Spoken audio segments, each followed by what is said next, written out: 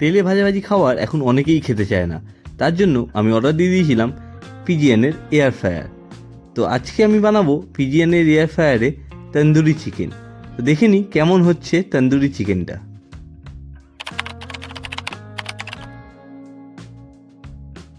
তার আগে চিকেনটিকে ধুয়ে নিলাম। পরিমাণ মতো হলুদ, পরিমাণ মতো নুন, জিরে গুঁড়ো, পরিমাণ মতো তন্দুরি মশলা, সবশেষে পরিমাণ মতো দই দিয়ে এই চিকেনটিকে ম্যারিনেট করে আধ ঘন্টা মতো ফ্রিজে রাখবো।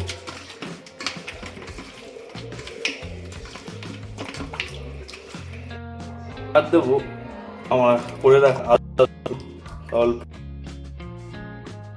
করে ম্যারিনেট করে রাখবো আধ ঘন্টা মতো ফ্রিজে।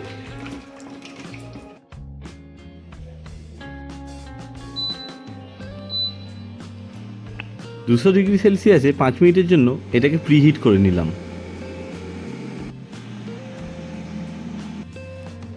ভিতরটা ভালোই গরম হয়ে গেছে।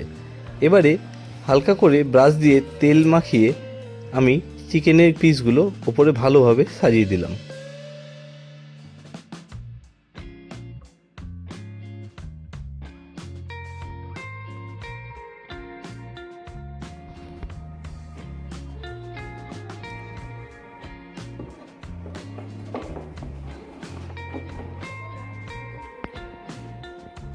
দুশো ডিগ্রি সেলসিয়াসে 10 মিনিটের জন্য বসিয়ে দিলাম তন্দুরির জন্য।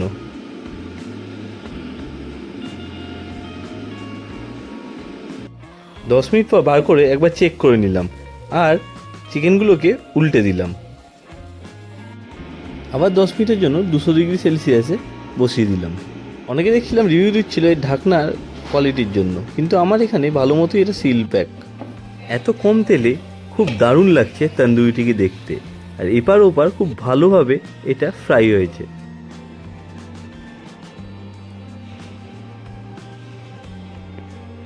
খুব দারুণভাবে হয়েছে তন্দুরি।